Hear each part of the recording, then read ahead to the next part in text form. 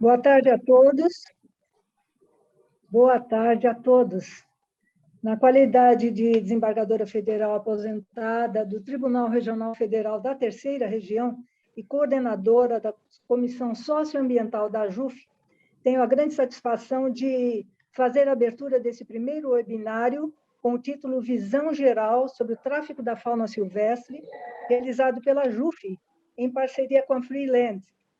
Agradeço o presidente da JUF, o juiz federal doutor Eduardo Brandão, a diretoria e a Comissão Socioambiental da JUF e a Freeland do Brasil, na pessoa da representante doutora Juliana Ferreira, que será a moderadora deste evento.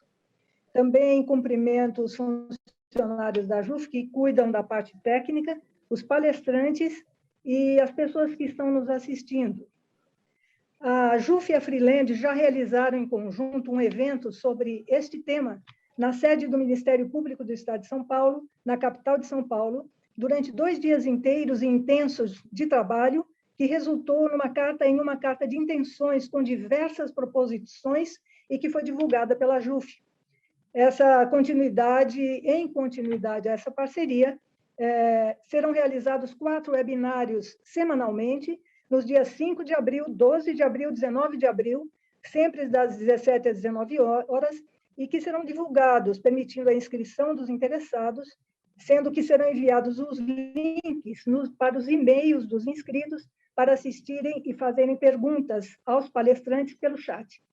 A Freeland vem desenvolvendo o projeto Expanding Detection, Investigation and Case Adjudications of Cross-Border Wildlife Trafficking through Brasil e Argentina, while fostering transnational CWT coordination, com verba do Gabinete contra Drogas e Crimes Organizados dos Estados Unidos, ANL, com vistas ao fortalecimento do processo penal em caso de tráfico de fauna silvestre. A JUF e a Freeland estão realizando estes webinários com especialistas no tema para estabelecer um fórum de discussões entre vários atores, como o Poder Judiciário, o Ministério Público, a Administração Pública, sobre a legislação e a sua aplicação quanto a este crime. O assunto que será aqui tratado é extremamente relevante, porque o tráfico de animais silvestres, se não me equivoco, é a terceira atividade ilegal do mundo e é uma das mais lucrativas depois do tráfico de drogas e de armas. O Brasil é um dos principais locais do tráfico nacional e internacional de animais silvestres em razão da ausência ou deficiência de fiscalização e de sanções adequadas aos traficantes, aos compradores, enfim, a todos os envolvidos na cadeia dessas condutas ilegais. Estima-se anualmente milhões de animais são capturados em seus habitats naturais, sendo grande parte de espécimes diferentes. Essa situação é agravada pelo fato de que os animais são subjugados a condições precárias e agressivas e acabam morrendo, em sua maioria, após retirados do habitat. Esses e outros fatores contribuem para o desequilíbrio do meio ambiente, com danos aos animais, danos ambientais, à saúde, à vida humana, aos animais e à economia do país. Esses e outros importantes motivos justificam plenamente a realização desses webinários, com a finalidade de propiciar informações técnicas, um debate aprofundado e a reflexão sobre esse tema, com vistas às sugestões de melhores soluções para as decisões mais adequadas pelos operadores de direito, os agentes e servidores públicos incumbidos de tomá-las e executá-las. Passo, assim, a palavra à moderadora, a doutora Juliana Ferreira, para a apresentação dos currículos e a condução dos trabalhos. E, ao final, me manifestarei por ocasião do encerramento dos trabalhos. Bom evento a todos. Muito obrigada, doutora Vera, obrigada, JUF, obrigada a todos, ao Roberto Cabral, à Juliana. É sempre um prazer trabalhar em parceria com a JUF, com os magistrados. O nosso trabalho em 2019 até hoje dá frutos e eu acho que este também vai continuar dando frutos. Só lembrando que nos próximos webinários nós vamos aprofundar o assunto, então hoje é uma visão geral, né, que a doutora Vera já falou tão bem nessa introdução, mas vamos aprofundar sobre a lei de crimes ambientais, outras leis no caso de tráfico de fauna silvestre, questões relativas à competência federal e estadual e como isso influencia no combate efetivo, e por fim faremos um diálogo para pensar em recomendações e melhores práticas. Então, hoje nós vamos ter 2 palestrantes. Agora eu vou chamar o primeiro. É uma grande alegria sempre receber o Roberto Cabral Borges, conhecido de muita gente já, um guerreiro, né, pela natureza, pelo meio ambiente, pelos animais. Quem conhece a história dele sabe que ele é muito mais do que essas palavras que eu vou ler. Ele é biólogo, mestre em ecologia, autor do livro Serpentes Peçonhentas Brasileiras pela editora Ateneu, analista ambiental, agente ambiental federal, 2 vezes coordenador de operações e fiscalização do IBAMA, integrante do Grupo Especial de Fiscalização do IBAMA, 17 anos de experiência de fiscalização ambiental federal, 26 anos de experiência no combate ao tráfico de animais silvestres, corresponsável pela implementação do CISPAS e do CISFauna, corresponsável pelo projeto Setas Brasil. Hoje o Roberto Cabral fala como biólogo especialista e não representando o IBAMA. Depois do tempo do Cabral, eu chamo a Juliana e aí a gente abre para discussão. Então, muito obrigada, Cabral, o palco é seu. Ok, obrigado, Juliana, obrigado, Juliana também, Suma, né? Doutora Vera e a todos que estão nos ouvindo, nos vendo, né? Obrigado ao apoio do Felipe, da Sabrina e da Jana. Eu vou compartilhar a tela aqui para a gente começar. Vou pegar aqui, então. Só aguardar abrir, então vamos falar sobre tráfico de animais silvestres, igual a doutora Vera já falou no início, é uma atividade criminosa que rivaliza, inclusive, com tráfico de drogas, tráfico de armas, tráfico de pessoas, só que ela tem uma característica diferencial em relação a isso. Os criminosos não ficam presos, né? Qualquer um que trafique arma, que trafique droga, que trafique cometa qualquer um desses crimes, essas pessoas ficariam presas. Com o tráfico de animais silvestres, isso não acontece. Então, com isso, o tráfico viceja no país, e não só no país e no mundo, porque, basicamente, esse é o padrão da legislação mundial, e o Brasil, como país mega diverso, poderia tomar a vanguarda dessa questão, tomar a frente nessa questão, e mudar a legislação e mudar a maneira como a gente vê e como atua contra o tráfico de animais silvestres. Bem, aqui era uma questão de quem sou eu, mas a Juliana já me apresentou. E aí, reforçando, eu falo como biólogo aqui no momento e não como agente do IBAMA.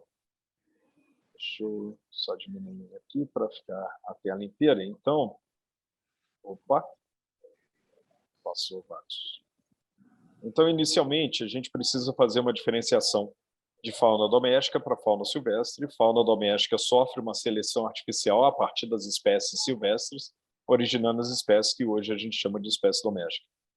A fauna silvestre, a partir de espécies que já ocorrem na natureza, ela continua sofrendo a seleção natural, então mantém-se a fauna silvestre. A fauna silvestre, a gente vai ver, de acordo com a área de distribuição, ela se diferencia em 2 grupos. Fauna silvestre exótica, que é toda aquela fauna silvestre que ocorre em locais que não o território brasileiro, nem as suas águas jurisdicionais, e a fauna silvestre nativa, que é aquela fauna que se restringe ao território brasileiro, mesmo incluindo aquelas migratórias.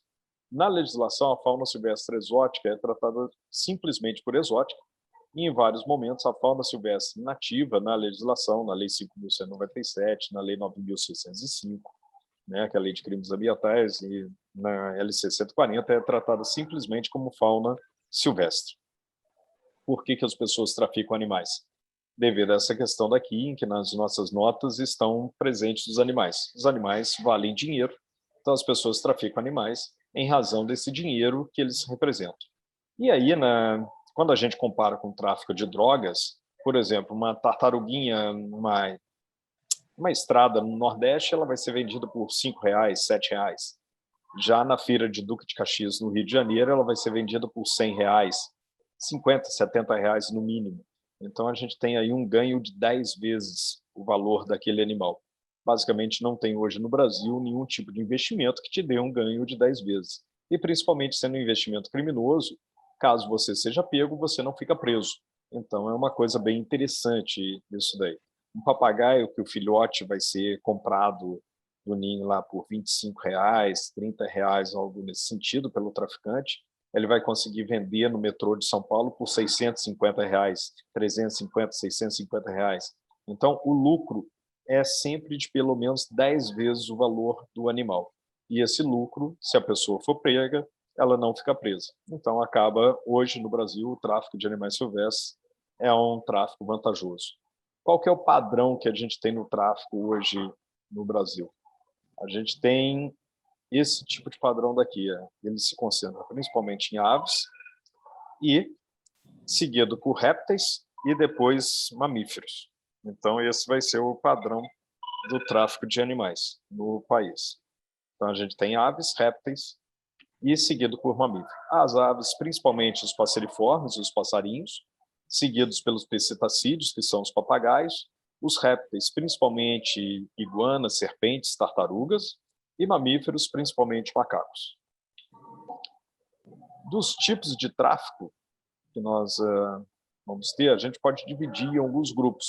Né? A gente pode pensar do tipo por objeto, pela geografia, pelo crime, se é simples ou composto, e pelo destino.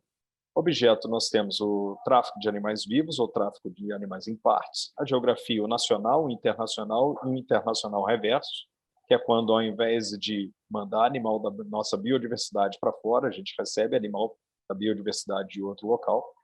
O crime simples, que é simplesmente restrito ao crime ambiental, ou um crime composto, que é o crime ambiental mais o crime de fraude, normalmente para possibilitar a lavagem dos animais. E quanto ao destino, a gente tem principalmente o destino doméstico ou de colecionador. Então, em relação aos animais, nós temos o tráfico do animal vivo, que é um tráfico bem cruel, né? O animal vai sofrer ao longo da vida dele nesse tipo de tráfico, e o tráfico de partes ou produtos, que também foi cruel no momento da caça do animal e da retirada da pele dele, dos dentes, do que for, mas esse tráfico ele vai pegar depois e ser vendido o animal em partes. Quando a gente fala de tráfico de partes de animais, a gente pensa normalmente na África, né, e para a Ásia. Então, tráfico de marfim, isso daqui uma estátua de um elefante feito com marfim em Botsuana, no aeroporto de Botsuana, mas aqui no Brasil também isso ocorre. Então, isso daqui são 2 dentes, né, 2 marfins de elefantes que foram apreendidos, não só eles, mas várias outras peças apreendidas pelo IBAMA, mostrando, então, um tráfico de marfim, inclusive da África, aqui para o Brasil. Pensando em biodiversidade nacional, e esse tráfico da biodiversidade nacional, nós temos, por exemplo, o tráfico de borboletas, partes de borboletas, né, animal em partes, tráfico de peles e de répteis, igual essa pele daqui dessa jiboia, e observem aqui atrás, ó, que está sendo vendido também um artesanato normal. E isso acontece, tem várias pessoas que estão no mesmo local e vendem só o artesanato, enquanto outras vendem os animais, ou a parte do animal. Então, existe uma possibilidade, existe uma opção legal para essa pessoa ganhar dinheiro.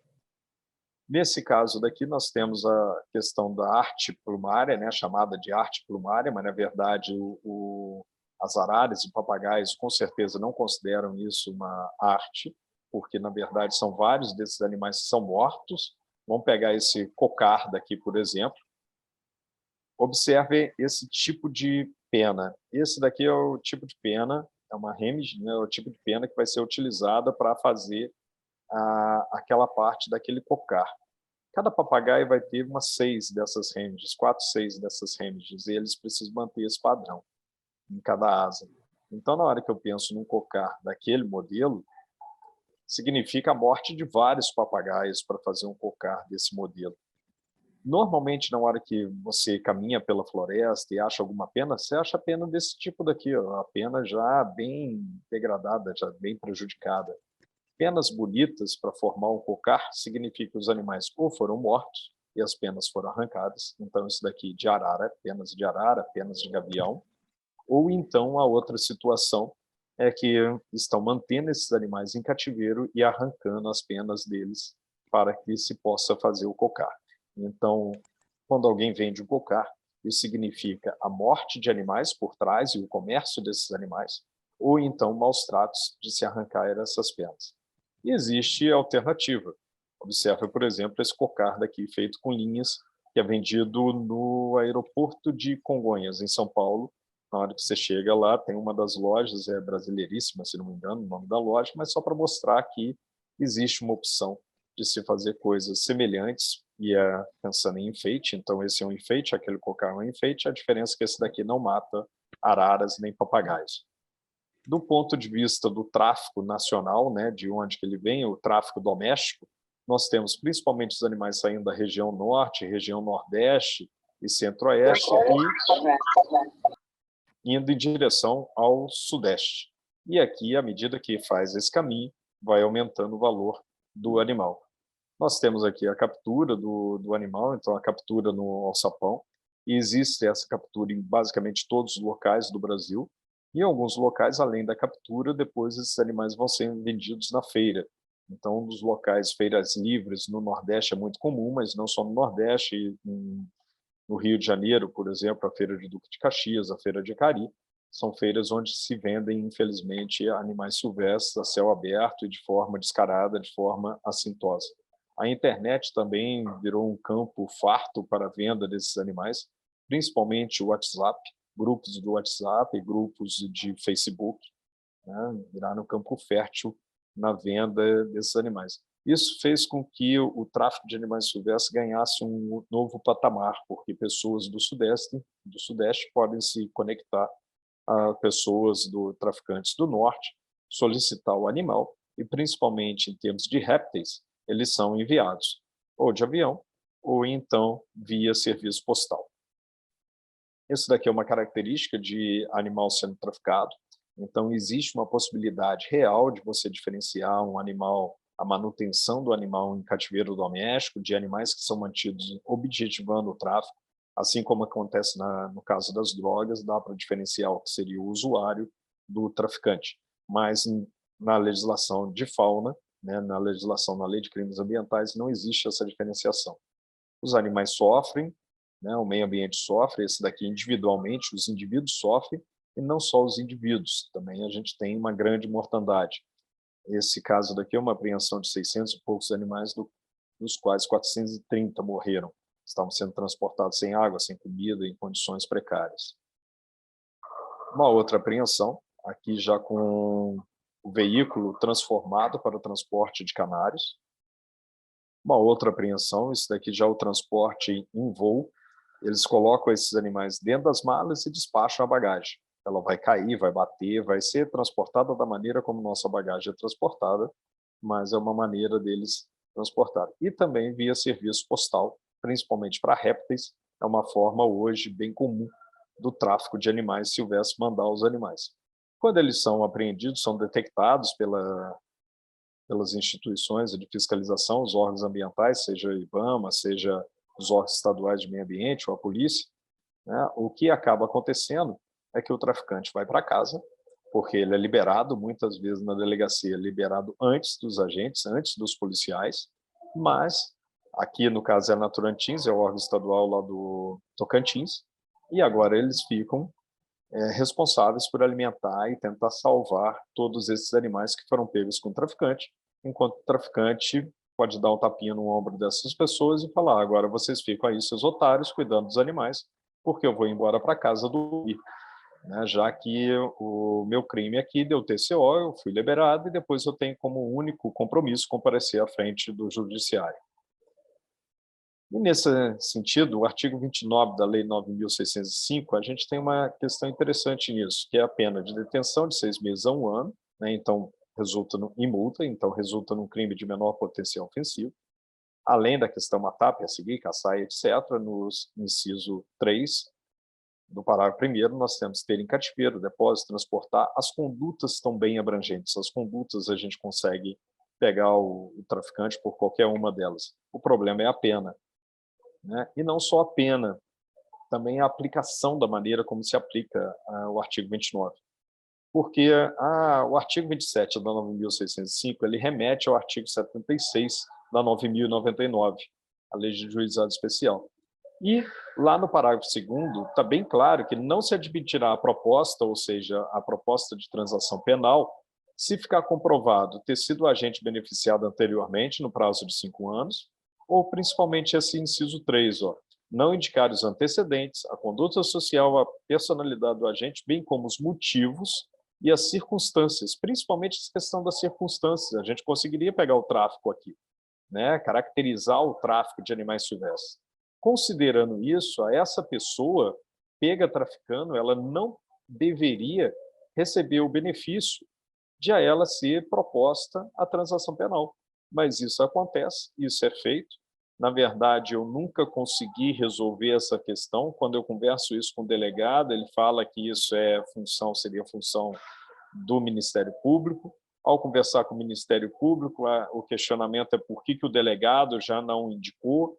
E, no final das contas, os traficantes no Brasil sempre se beneficiam, e até hoje eu nunca vi aplicado em nenhum local no país, né, seja na esfera estadual ou seja na esfera federal, o inciso 3 do parágrafo 2º do artigo 76 da Lei 9.099, e o traficante não sendo beneficiado com a transação penal.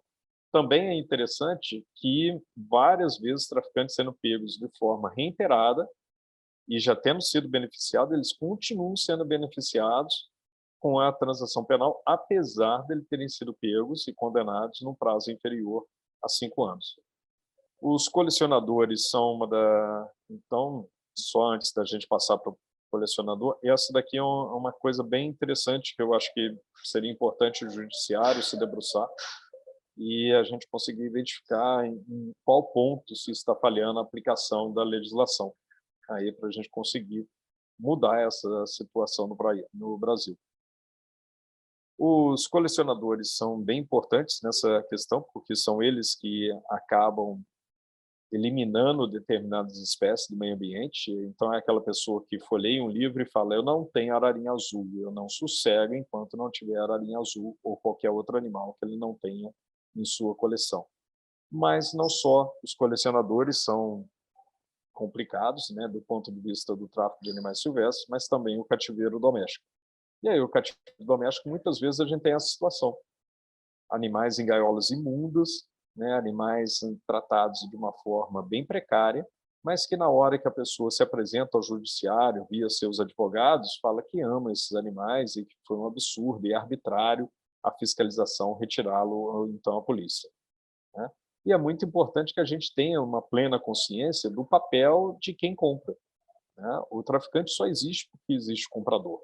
E tudo bem que o comprador não deve ser penalizado da mesma forma que o traficante, é isso que eu advogo, inclusive, né? E por isso eu luto para que haja uma pena diferenciada para o traficante e que ele não receba o benefício da transação penal, pensando ali no artigo 76. Mas essa pessoa daqui, ela é responsável por seus atos.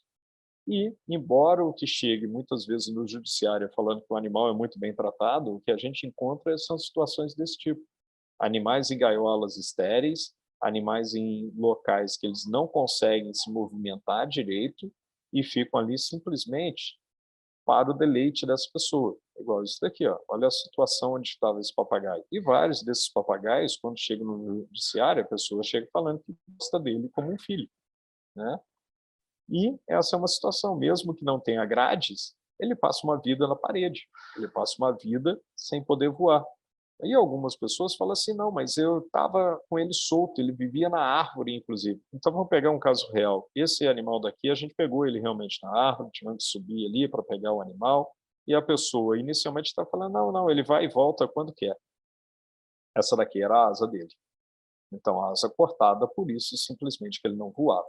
Então, esse vai e volta quando quer, não acontecia. Esse daqui é um outro caso também. A pessoa fala: não, não, ele fica solto. Mas essa daqui era a situação das penas da asa do animal, né? Além dessa questão, ainda tem a alimentação inadequada, seja com biscoito, café com leite, girassol. Leite, vamos pensar, isso é uma ave. Leite é para mamífero, normalmente filhote de mamífero. Então, isso daqui é inadequado. Esse papagaio daqui, que muitas pessoas falam, não, ele está bem, está direitinho. Essas penas amarelas denotam deficiência nutricional. Então, essas questões todas têm que ser consideradas. Mas, no final das contas, o principal a ser considerado é o seguinte: quando eu tenho um papagaio, eu tenho um criminoso que o detém. Esse criminoso ele tem família, esse criminoso ele tem amigos e esse criminoso tem vizinhos. Eu tenho a pessoa do denunciante. Esse denunciante tem família, esse denunciante tem amigos, esse denunciante tem vizinhos. Quando vai a polícia, ou o IBAMA, ou o órgão estadual de meio ambiente, chega lá e mantém um animal, ou quando esse animal é retirado, mas depois o judiciário devolve o animal ali para aquele local, você está apresentando não só para o criminoso e para o denunciante, mas para todo o círculo social dessas duas pessoas, que a lei pode ser burlada, que a lei pode ser ultrajada, pode ser ferida, né? E para o papagaio, você está retirando dele a possibilidade de finalmente ter a liberdade.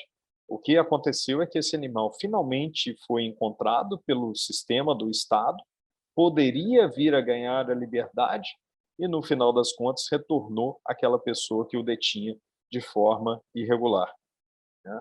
E muitas vezes, desse lado da pessoa que o detém de forma irregular, nós temos uma senhora idosa, realmente. E aí vem aquela fala assim: não, mas eu tenho esse animal há 20 anos.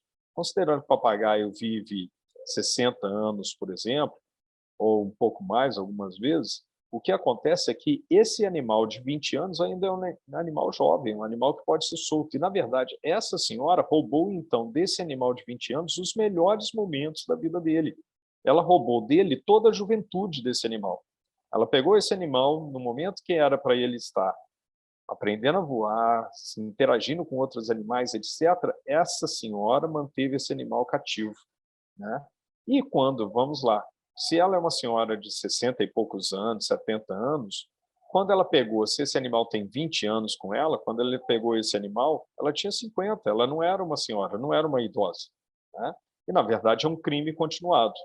E aqui, esse animal que estava com essa senhora, olha a asa dele, o que aconteceu, como que ela mantinha esse animal. Então, essa questão, eu sei que muitas vezes se tem uma pena, uma condescendência em relação a essas pessoas, mas a própria Lei 9.605, no artigo 29, já previu uma possibilidade disso, de ser condescendente em relação a essa questão. Nós temos aqui a pena de 6 meses a 1 ano em multa, né?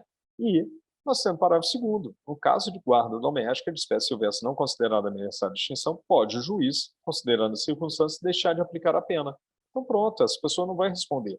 Agora, na hora que eu pego e não cumpro o que está no artigo 25, que os animais serão prioritariamente libertados em seu hábitat, eu estou retirando desse animal essa possibilidade, né?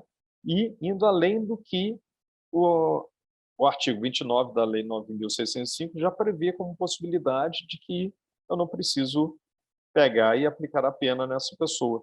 Mas, além de não aplicar a pena, a devolução para o animal é uma deseducação ambiental, é péssimo para o animal, é péssimo para o meio ambiente e retira, igual eu já falei, desse papagaio a possibilidade dele retornar à liberdade, que isso a Juliana com certeza vai tratar mais aprofundado do que eu.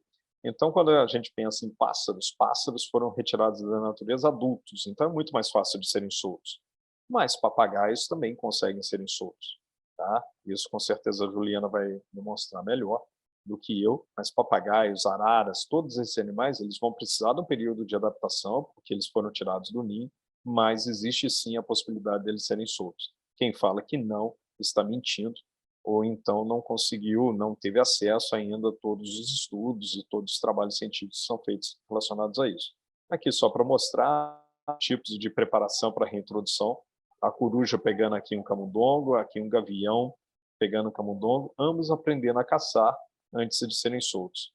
Araras sendo soltas, então dá para ser feito isso. Tem um estudo do Griffith et al., em 1989, ele analisou 198 programas de reintrodução de pássaros e mamíferos, né, e fez o que seria o maior sucesso e o menor sucesso das espécies. Então, espécies não ameaçadas têm maior sucesso, quando liberadas em alta qualidade tem maior sucesso, no âmago da área de distribuição tem maior sucesso, que nasceu em liberdade tem maior sucesso e herbívoros maior sucesso.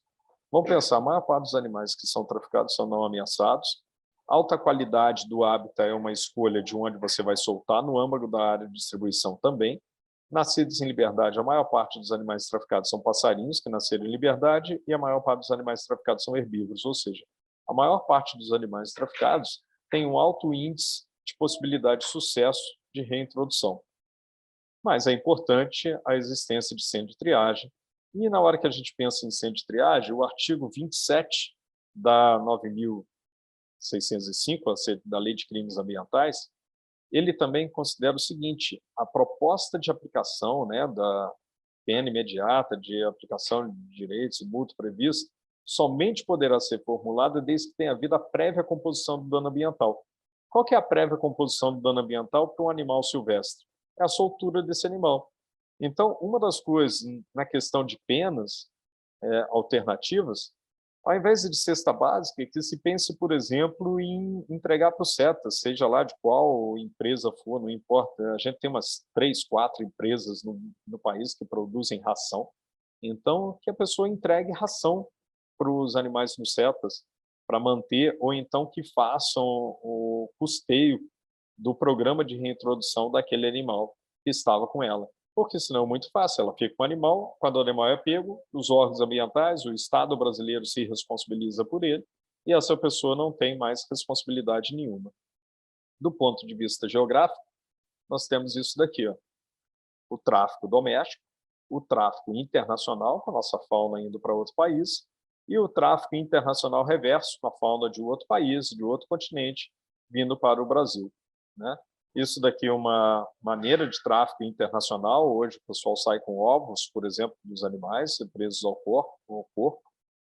O tráfico de outros animais, de outros países, igual o papagaio do Congo, né, o papagaio cinza, ficou famoso aqui no país, está no Butantã hoje, é o caso da serpente, da Naja, que foi apreendida aqui em Brasília, do traficante que foi picado. As pessoas falam, o estudante de veterinária, na verdade ele é estudante também de veterinária, mas é um traficante. Ele traficava animais silvestres e foi picado, né? A questão, eles faziam até rifa na faculdade. Tinha a questão de piton. Esse daqui é um pogona, é um outro réptil que também é proibido aqui no Brasil, um lagarto, que é lá da Austrália. Esse daqui é um geco, que também é proibido. Apesar disso, nós temos hoje um problema que vários órgãos estaduais estão liberando esses animais. Igual aqui, ó. Aqui é um certificado de origem de uma piton, Regius. E aqui é a situação do que as pitons causaram na Flórida, uma bioinvasão. Hoje, nós estamos, inclusive, em discussão com os órgãos estaduais, porque existe a portaria 93 e 98 do IBAMA que proíbe a importação de répteis para manutenção como animais de estimação. E vários órgãos estaduais estão liberando a criação, e liberando, no meu entendimento, e também no entendimento do judiciário, em determinado ponto, ele já deu ganho de causa para os agentes do IBAMA nisso daí.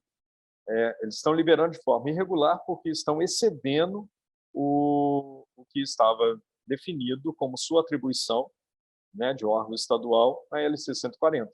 Que fala da atribuição para espécie silvestre, que seria espécie silvestre nativa, portanto, e não espécie exótica, como piton, pogona, corn snake e outros animais.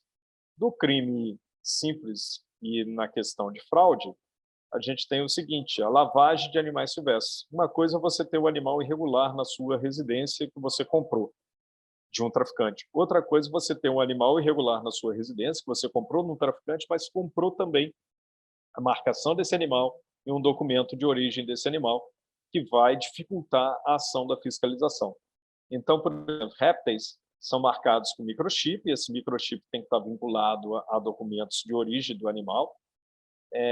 Pássaros são marcados com anilha, né? Então a anilha entra na pata do filhote quando ela se dobra o dedo dessa forma, mas teoricamente não entraria na pata do adulto, então teria que ser o animal teria que ser anilhado filhote.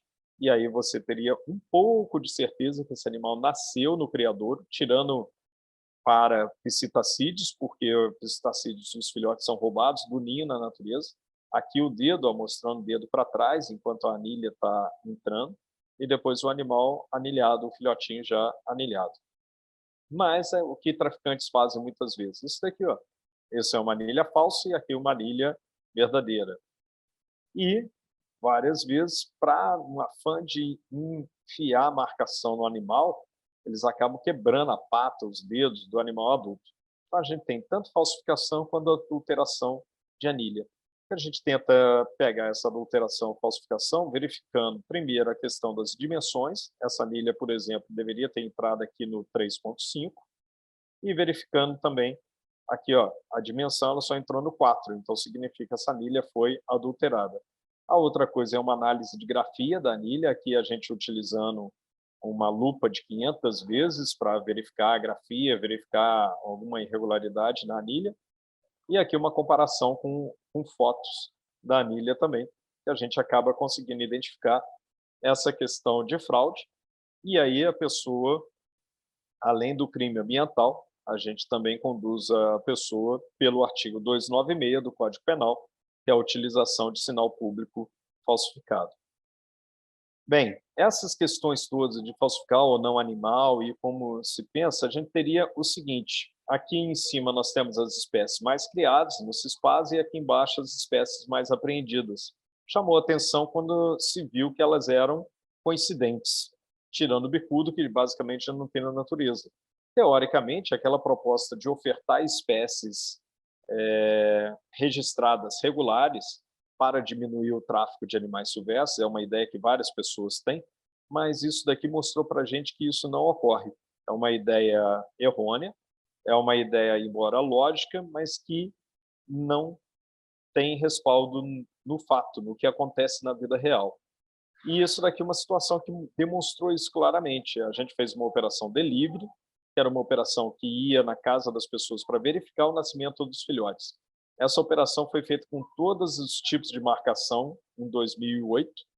Em azul, a gente tem a entrega de anilhas sem operação delivery, e em vermelho, a entrega de anilhas com operação delivery, observando o quanto que reduz essa entrega quando se vai verificar se os filhotes realmente nasceram. Depois, em 2015, 14, 16, foi feito aqui antes, não tinha operação delivery, e depois em 16, 17, 18, 19, com a operação delivery. Então, observa a quantidade de anilhas, né, solicitadas. Essa daqui 2.2, que é a anilha que marca coleirinho, solicitadas. Então, quase 80 mil aqui solicitadas em 2015, 2016. E depois, com a operação, você verificando se os filhotes realmente nasceram, não chegou a 20 mil a quantidade de anilhas entregues. A partir do momento que foi diminuindo o empenho na operação, foi aumentando a solicitação de anilhas. Aqui a anilha 3.5, também o mesmo padrão, ó, caiu de 90 mil para menos de 20 mil, essa quantidade de anilhas solicitadas.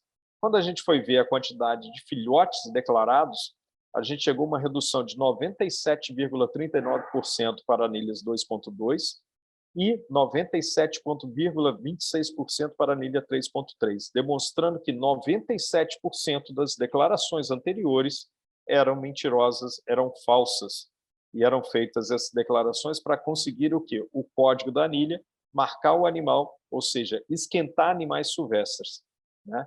Esse tipo de situação é o que acontece hoje com a criação amadorista de passeriformes. A gente ainda não tem os dados da criação comercial, mas a gente imagina que dados muito semelhantes iriam aparecer nessa situação. E aqui, para demonstrar como aves são determinados, o sexo é determinado geneticamente, né? A quantidade de macho e fêmea deveria ficar entre 50% de macho e 50% de fêmea. De uma forma geral, a gente tem 63% de machos contra 29% de fêmeas. Os outros são indefinidos. E algumas espécies, igual essa espécie daqui de tico-tico, chegam a 89% de machos. Essa daqui de trinca-ferro, que é uma ave muito traficada, chega a quase 80% de machos. E por que isso? Por que essa desproporção? Porque os machos são as aves que têm maior valor comercial, são os machos que são mais capturados. Então, isso demonstra claramente uma inserção de animais do tráfico na criação legalizada. E, finalmente, então, para terminar, eu acredito realmente que cultura pode ser mudada, né? Então, a gente pode sair dessa cultura de gaiolas para uma cultura de fotografar animais silvestres. e para isso a gente precisa não só dos órgãos ambientais, das polícias, precisamos também do apoio de todo o judiciário para que a gente faça cumprir a lei da melhor forma possível e principalmente que as pessoas que têm algum animal irregular, etc., não consigam recuperar esse animal e que se entenda que um papagaio, né, ele não pode ser vinculado ou considerado dentro do princípio da insignificância. Esse papagaio que foi retirado da natureza fez diferença para o próprio papagaio e também para o meio ambiente ali naquele local. Um papagaio vai ter, a partir dos seus 4 anos, uns 2 filhotes por ano. Depois, esses filhotes vão ter outros filhotes. Ao longo do tempo da vida desse animal, ele vai ter inúmeros filhotes e os filhotes dele idem. Então, a partir do momento que eu retiro esse animal da natureza e coloco ele em cativeiro, eu estou, na verdade, retirando não um papagaio da natureza, mas centenas de papagaios que estariam na natureza. Muito obrigado, gente. Estou à disposição para qualquer pergunta. Obrigada, Cabral. Como sempre, uma aula. Já tem aqui gente pedindo, falando que vai ter que sair antes, que é o seu contato. Eu falei que eu passo tudo direitinho. Então, muito obrigada. Eu já assisti suas palestras muitas vezes e sempre aprendo. Então, queria agradecer. Já tem algumas perguntas no chat, mas eu queria fazer uns comentários meus e uma pergunta para cada um de vocês, e aí eu passo para as perguntas do chat. Então, eu queria só lembrar de novo, né, os impactos do tráfico de fauna silvestre, só para pontuar tudo isso que vocês dois colocaram tão bem. Mas a gente, quando tem o tráfico de fauna silvestre, a gente tem um impacto, né, as violações de bem-estar grotescas, né, dos indivíduos, que não apenas são sencientes, mas são conscientes também. A gente tem ameaça à saúde pública com potencial transmissão de zoonose para pessoas, para animais domésticos e de criação e para outros animais silvestres. E acho que todo mundo já está um pouco mais acostumado com esse tema agora, né, com a pandemia de coronavírus. A gente corre o risco de inserir espécies invasoras que podem se tornar nocivas no ambiente, né? Basta ver a Flórida e trazer com elas também as doenças delas. Então, hoje, um fungo está dizimando populações de anfíbios ao redor do mundo e acredita-se que o comércio para fins de animais vivos tenha ajudado a disseminar esse fungo. E a gente tem impactos na espécie, no ambiente, né? Então, a gente tem reduções populacionais. Essas populações podem sofrer com depressão por endocruzamento, que é uma diminuição do potencial evolutivo daquele grupo, e aí a gente pode ter uma extinção local. Né? Essa extinção local, a gente pode perder um grupo diferenciado que poderia ser importante para o destino evolutivo da espécie, poderia no tempo evolutivo se tornar outra espécie, ou mesmo ter uma combinação genética importante para o futuro da espécie, como, por exemplo, né, conferir uma resistência, uma combinação genética que confira resistência a um patógeno, por exemplo. Mas aí a gente também perde todas as funções ecológicas e as interações que esses animais têm no ambiente com as outras espécies. Então a gente está perdendo presas, a gente está perdendo predadores, a gente está mexendo na teia ecológica, que por ser uma teia e ser conectada, tem impactos em diversas frentes em cascata. Mas também a gente está tirando todas as funções ecológicas dos filhotes, como o Cabral falou, né, que aqueles animais iam produzir, e a gente está impactando serviços ecossistêmicos que esses ambientes precisam estar saudáveis para prover para a gente, né, e dos quais dependem o nosso bem-estar, dependem a nossa economia. Mas como esse crime só ocorre junto com outros crimes, então o tráfico ele ocorre junto com corrupção, junto com fraude, junto com falsificação, junto com inserção de informação falsa no sistema, ele também é uma ameaça, né, à governança, ao Estado de Direito, mas também hoje é reconhecido, inclusive, pela ONU, que é uma ameaça à segurança das nações. Não é à toa que a verba que financia o nosso trabalho, ela não vem de nenhum órgão ambiental, ela vem de um órgão que combate crime organizado transnacional. Né? E é isso que a gente está olhando aqui. Então, eu queria deixar claro para todo mundo que quem trabalha com isso, e a Ju e o Cabral veem isso diariamente, é que o tráfico de fauna silvestre, ele ocorre todos os dias, ele ocorre regularmente, e ele ocorre quando a gente pega tudo junto, um papagaio aqui, um papagaio ali, é um volume muito grande. Né? Então, a perda dos animais na natureza, ela tem um nome, é defaunação, são as florestas vazias. E a defaunação, ela tem impacto sim em escala de paisagem, inclusive na capacidade de regeneração e de estocar carbono das florestas tropicais. Então, eu queria que cada vez que os senhores olhassem para um papagaio, vissem que não é um papagaio. Eu tenho uma imagem na minha cabeça que é um elefante formado de papagaios, né? O Cabral falou do elefante. O volume é muito grande e alguém que acabou de postar, acho que foi o Michel, que acabou de ser apreendido, ele colocou 300, a notícia que eu vi foram 1.000 aves, né, em Brasília, que a Karina mandou, inclusive, esse link. Então é todo dia. No Observatório do Tráfico da Freelândia, a gente acompanha as apreensões reportadas na mídia e são diárias. Né? Então, eu vou passar as perguntas do chat, mas antes eu queria deixar uma pergunta para o Cabral minha e uma para a Juliana. Ju, quem é a família do papagaio? E Cabral, a criação legalizada ajuda a diminuir a pressão nas populações naturais? Aí depois a gente retoma com as perguntas do chat. A família do papagaio são os outros papagaios, né? A gente, na verdade, a gente força uma família que não seria a família original dele, mas são outros papagaios. A pessoa não é a família dele e nunca vai ser, né? É uma condição de estresse para o bicho estar na casa de alguém.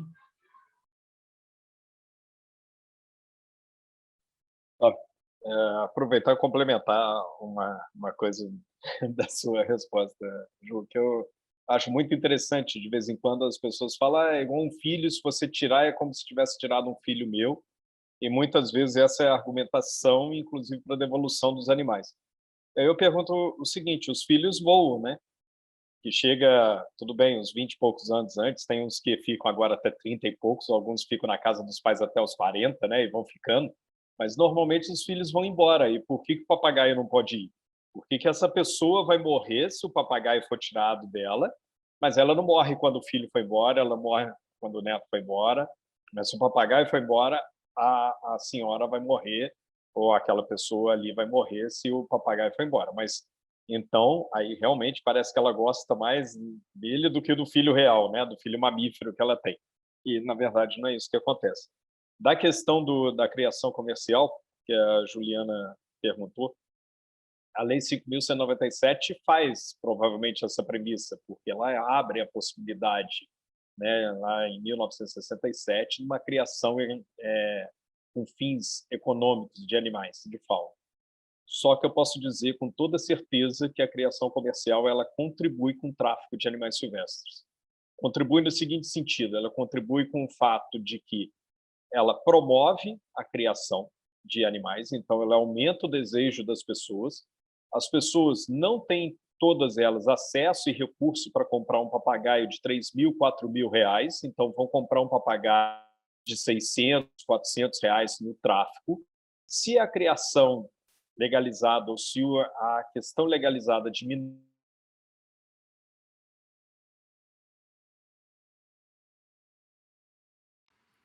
Acho que o Cabral travou. Vamos ver. Acho que Perfeito. Cabral, se você quiser fechar o raciocínio, fica à vontade, senão eu passo para a próxima. Vamos lá. Tá, quero sim. Na verdade, então, na Lei 5.197 havia uma premissa possível de que a criação registrada, autorizada, contribuiria para diminuir a pressão do tráfico, e a gente comprovou que isso é mentira. Né? Comprovamos porque, desde 1972, já existe a possibilidade na criação de passeriforme de você transacionar e ter passarinhos. E mesmo assim, agora em 2020, os animais mais traficados, as espécies mais traficadas coincidem com as espécies mais criadas. Então, isso por si só já demonstraria que não existe essa questão de diminuição da pressão das espécies traficadas por aquelas espécies criadas. Além disso, ainda tem uma questão mais perversa nessa situação. O que a Juliana passou aqui é a parte que fala da reintrodução dos papagaios e dos pistacídeos. Mas, infelizmente, em vários centros de triagem no Brasil, os animais que vêm do tráfico, eles são depositados em criadores comerciais. Eles são utilizados ali no criador comercial como produtores de ovos, igual galinhas são. Então, eles ficam dentro de uma jaula minúscula, produzindo ovos. Esses ovos vão para chocadeiras, que produzirão filhotes e que a pessoa comprará. Essa pessoa vai comprar esse animal por 3.000, 4.000 reais e vai ter esse animal na sua casa. O vizinho vai ver esse animal com essa pessoa, mas não vai ter dinheiro para comprar por 4.000, 3.000 reais e vai comprar do tráfico por 400 reais. E depois, quando esse animal for apreendido, ele vai de novo para um criador comercial, vai de novo ser uma matriz e esse ciclo perverso vai continuar, ano após ano, momento após momento, né? E isso daí não muda. Então, o que acontece, isso sem falar naquela questão do que estava mostrando de passeriforme, que a Juliana também mostrou, que é a questão de utilizar as anilhas, o sistema de marcação, para regularizar um animal que foi capturado, na verdade, na natureza. Então, o que a gente tem visto é fazer uma comparação, é como se o Ministério da Saúde tivesse, muitos anos atrás, resolvido incentivar que as pessoas só fumassem cigarros autorizados, ao invés de fazer campanha para não fumar, para não ter cigarro. Então, a campanha, na verdade, é para você não ter animal silvestre em cativeiro. Igual a Juliana falou, as pessoas não sabem criar, muitas vezes, gato e cachorro, animal silvestre muito menos. O animal silvestre em cativeiro estará em condições de maus tratos, seja deliberado, seja proposital ou não, porque a pessoa não consegue dar, no mínimo, a alimentação adequada para ele, e muito menos um espaço adequado. Então, o que acontece no tráfico e fora do tráfico, numa criação regular, quando a pessoa compra, é submeter esse animal a maus tratos, né? E o tráfico ainda tem o problema da biodiversidade. A gente só vai vencer essa situação quando, na verdade, nós assumirmos que o lugar de animal silvestre é na natureza e que essa criação legalizada contribui, na verdade, para o tráfico dos animais. E tem dados que mostram isso, tá, Juliana? Quem quiser se aprofundar, eu posso passar vários dados que demonstram essa situação. Obrigada, Cabral. 2 comentários. Um que eu errei, não é o terceiro webinário, é o segundo que a gente vai discutir, é a questão da valoração, do trabalho dos CETAS, e a gente vai aprofundar na legislação, então é terça-feira que vem, mesmo horário, professor Dr. Vicente Júnior e a doutora Vânia Túlio, então vai ser bastante interessante. E eu também queria falar que eu esqueci de comentar que esse projeto grande, né, no qual se insere essa série de webinários que a Freeland está tocando com essa verba da INEL, ela tem colaboração também da Transparência Internacional Brasil, do WWF Brasil e do IFAO na Europa. Então é um projeto bastante grande, bastante amplo, com 4 objetivos. E eu queria então trazer a pergunta do Dário, da TI Brasil, que a TI está liderando algumas das atividades desse projeto, e a pergunta do Dário foi referente a se existe algum levantamento ou estudo que acompanhe os acordos de transação penal e se eles são, como que a gente pode falar, aplicados adequadamente. Então, a pessoa nunca recebeu um acordo de transação penal nos 5 anos anteriores, as circunstâncias demonstram que é suficiente, houve prévia composição do dano, então isso a gente vai falar bastante com a doutora Vânia Túlio, mas eu passo um pouco a palavra para você, se você quiser falar sobre isso, Cabral. O que eu vejo, Juliana, é que na questão dos traficantes que a gente acompanha, né, eu não monitorei nenhuma sessão do judiciário, assim, uma vara específica, uma vara criminal, uma vara juizada especial específica para ver ao longo do tempo o quanto que isso é cumprido, não é cumprido e como que é a situação. Mas a gente acompanha traficantes. E os traficantes que a gente acompanha, a gente observa justamente que eles saem sem problema nenhum. Então, apesar de existir o dispositivo no artigo 76, que a conduta, a motivação, as circunstâncias, principalmente, poderiam afastar a possibilidade desse benefício da transação penal, eles recebem essa transação recorrentemente.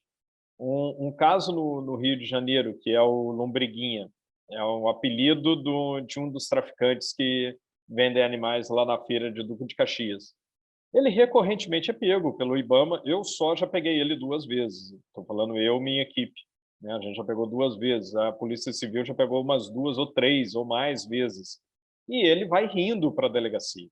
Ele vai rindo para a delegacia, porque ele sabe que vai chegar na delegacia, vai ser o mesmo procedimento e ele vai ser liberado. Em Brasília, eu brincava em determinado momento que eu já deveria falar com os traficantes, bem, todo mundo aqui já sabe o procedimento, né? Eu vou aqui, corro atrás, pego vocês, a gente vai para a delegacia, vocês vão sair, vocês ainda vão a tempo de ir para o churrasco de vocês, ou seja lá o que vocês querem fazer no domingo, então todo mundo já sabe o procedimento, vamos seguir direitinho, porque chega a ser ridículo. Os traficantes hoje vão rindo para a delegacia. porque eles sabem que não vão ficar presos, né? E depois a gente vê que isso, normalmente o que eu observo, e desculpe alguém do judiciário se não for assim, mas é assim que a gente vê acontecer, né? Normalmente o que eu observo é que na delegacia o delegado fala que não é ele que vai enquadrar nisso e não oferecer, não ofertar a transação penal, porque isso seria do promotor.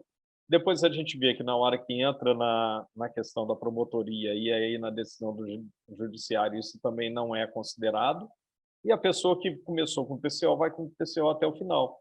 E ainda tem uma cereja do bolo nisso no final, é que aquela pessoa que estava com um crime ambiental, muitas vezes é condenado no TCO ainda a cumprir uma cesta básica, que acaba sendo uma reposição social e não ambiental. Então, até aqueles animais que ele pegou e que foram apreendidos com ele, eles acabam ficando desacobertados nos CETAS. Acaba sendo responsabilidade dos CETAS, ou seja, minha, sua, de todos os cidadãos, custear aquele animal no CETAS, porque o CETAS não recebe nem essa questão de uma cesta básica convertida, no final das contas, em ração, por exemplo, ou fruta, ou alguma coisa, ou remédio, medicamento, que ele deveria ofertar para o cuidado desses animais. É isso que a gente observa. Então, assim, na hora que eu falo, existe um dispositivo legal, mas até hoje eu não consegui ver ninguém aplicando esse dispositivo legal, vendo ele sendo efetivamente utilizado. Se a gente conseguisse utilizá-lo, pelo menos, né, esse traficante de animais não sairia da delegacia na frente do fiscal, do policial, etc., que aí você tem um outro problema, só para eu terminar a minha fala, você tem um outro problema que é a desmotivação desse agente público. Principalmente, por exemplo, na hora que a gente vai fiscalizar e pegar as pessoas em feira, quem já trabalhou em feira tem essa noção. Você está sujeito o tempo todo a levar uma facada, levar uma estocada, uma chave de fenda, né, até mesmo tiro ali no meio da confusão, porque eles vendem na feira em razão da confusão. E o que se passa para o policial é isso, é que toda aquela confusão e o risco que ele corre não adianta de nada, porque depois essa pessoa vai chegar na delegacia e vai ser solta. E aí, se ele quiser tentar, ele vai ter que, no domingo seguinte, ir na feira tentar pegar essa pessoa de novo, até que um dia ela se revolte e pegue e fala, não, eu nem vou para a delegacia, eu vou dar uma estocada nesse policial daqui, eu vou fazer alguma coisa. É isso. Tem aqui no chat também, a Ariane falou que essa situação é observada na Bahia, casos de infratores beneficiados diversas vezes com transações penais. Então, acho que a gente vai discutir bastante isso no próximo webinar, que é necessário ter penas alternativas, ter penas educativas, de fato o judiciário está afogado, o sistema carcerário está falido, acho que ninguém questiona isso, mas é preciso aplicar da forma mais ideal possível e separar, né, bem o que é. Uma vez eu acompanhava quando eu fui voluntária da ONG SOS Fauna, eles dão apoio para a Polícia Civil em apreensões, o Marcela Juliana conhece, o Roberta Juliana conhece. E eu já vi, assim, né, desde traficante mesmo, criminoso mesmo, que é o cara que merece ser preso, mas também já vi, eu lembro de um caso que era um porteiro de 200 quilos, diabético, que tinha 2 passarinhos. Então, assim, claro que é demanda, mas às vezes, né, cabe uma pena diferenciada para esse cara, que ele tinha ali um cativeiro ilegal, que era ilegal de fato, mas ele não era um traficante em si, né? E eu lembro desse cara. Mas fala, Cabral. Então, aí entram as circunstâncias, Ju, que é exatamente essa questão. Qualquer um que lida com o tráfico de animais silvestres, no combate ao tráfico de animais silvestres, consegue determinar. Você, na hora que entra na casa da pessoa, na hora que você apreende o animal, você consegue determinar, você consegue ver esse animal, por pior tratado que ele esteja, muitas vezes, mas você vê, não, esse animal é dessa pessoa, né? Ela não está tratando bem, o animal está em péssima situação, dá para você multar por maus tratos também, mas você consegue ver, esse animal é dessa pessoa. E você consegue determinar também tranquilamente de pegar e falar, não, esse animal é um animal do tráfico, esse animal, essa pessoa ia traficar esse animal. Pelas características como ele mantém o animal, pela quantidade, às vezes, do animal, tem várias situações que você consegue determinar isso.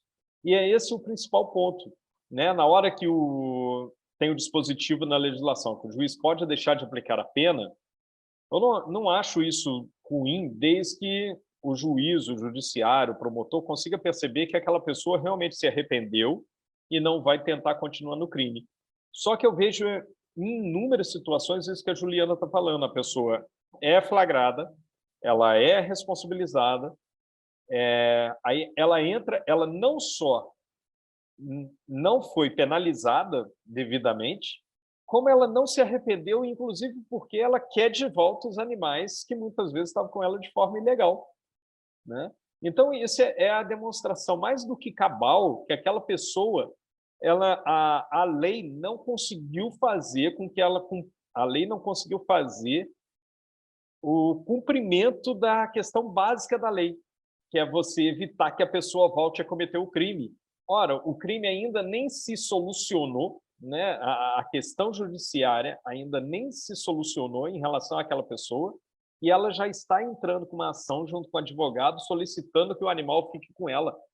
Então, assim, o que você espera dessa legislação, o que você espera dessa pessoa em termos de não cometer de novo aquele crime, se ela está com a desculpa de que ama aquele animal, querendo de novo manter naquela situação de irregularidade, de crime que ela estava antes, né? E aí um apelo ao judiciário, não vamos contribuir para que isso aconteça, né? Para o papagaio é péssimo, para o meio ambiente é péssimo, para a educação ambiental é péssimo, para um trabalho de fiscalização, de policiamento, doravante, é horrível, porque as pessoas começam a pensar, não tem porquê. E ali me desgastar, prender o animal, fazer tudo isso, se depois ele retorna para aquela pessoa. Eu só vou fazer um último comentário que eu acho que a Ju comentou en passant, né? Mas essa possibilidade de destinar os animais para criadouros comerciais para eles servirem de matrizes é comum ter um tipo de encomenda, né? Então, assim, você tem um animal ilegal que é encomendado, o cara não gastou quase nada, é apreendido, ele é, entre aspas, legalizado e ele é destinado para o criador que vai usar ele de matriz e vai lucrar com os filhotes. Ou mesmo quando os criadores eles ficam sabendo de formas que às vezes nem a pessoa que faz a gestão dos setas sabe, mas quando chega bicho bom, espécie boa, né, que são aqueles que vendem, que demandam, já tá no dia seguinte o cara batendo na porta dos setas falando assim, eu quero esses bichos aí. Eles ficam sabendo e vão a cobrar, né? Então isso é uma situação que eu já ouvi de vários gestores. Então é importante pensar na destinação, o que aquilo está passando de recado, o que aquilo tem como consequência. Agora a gente já está chegando ao final. Eu, da minha parte, quero agradecer muito a presença de todos. É sempre um prazer, né, ouvir esses colegas falando e dando a visão deles aí da linha de frente.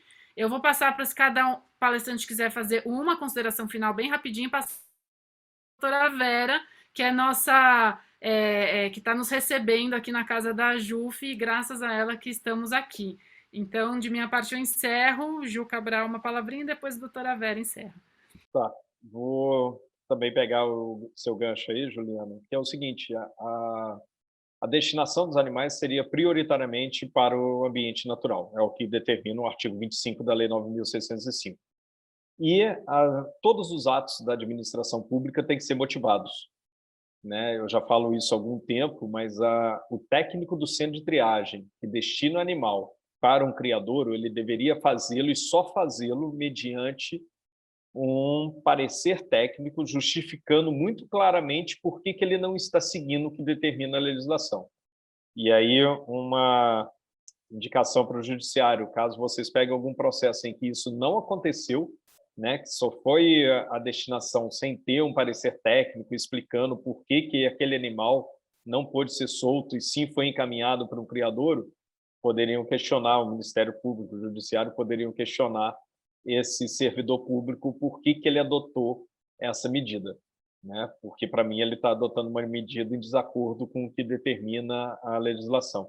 A gente tem várias falhas na legislação, mas naquilo que a legislação é boa, é competente, a gente precisa fazer com que ela seja realmente adotada e seguida.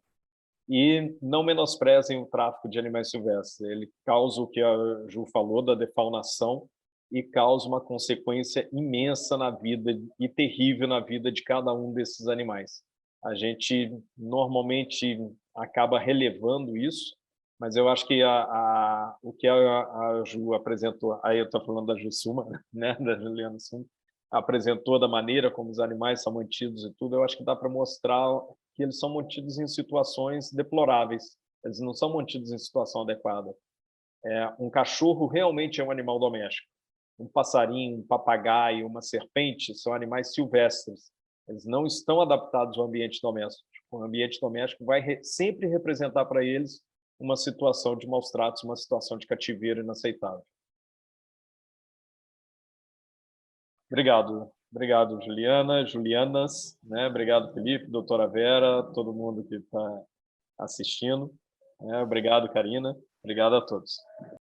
Olha, as palestras foram brilhantes, trouxeram informações preciosas. Eu penso que esse é um evento que merece ser contínuo, não é? Porque a capacitação dos juízes, do Ministério Público, dos delegados, enfim, todos os que estão envolvidos com essas questões, essa capacitação é indispensável. Ninguém melhor do que os palestrantes de hoje, o Roberto Cabral e a Juliana Suma, com as manifestações também da Juliana da Freeland, para trazer para o judiciário, para os colegas magistrados federais, informações que não estão acessíveis diariamente nos livros, nas enciclopédias, não é? Porque dependem da experiência que vocês têm. Eu penso que essa aproximação, esse fórum de discussão, como proposto pela Juliana da Freeland, é muito importante e, de todo modo, seria bom, eu não sei, inclusive, como será a gravação, se isso ficará disponível ou não, porque muitas vezes os magistrados estão trabalhando nesse momento, ou em home office, ou no sistema híbrido, ou com sessões, audiências de julgamento, e nem sempre podem participar no momento mesmo do evento, conforme foi marcado às 17 horas, uma vez por semana, pelo menos nos próximos 3 webinários. Mas o material é riquíssimo que vocês trouxeram e vamos continuar nos próximos webinários e, quem sabe, futuramente com outras oportunidades que podem surgir para que essa capacitação, essas informações sejam levadas ao judiciário e os juízes possam participar mais, trazendo também as suas questões do dia a dia, dos processos, das dificuldades. Então, só tenho a parabenizar e vou encerrar por hoje, não é, esse webinário, esperando a participação de todos na próxima semana, na terça-feira, às 17 horas da tarde. Muito obrigada a todos. Até logo.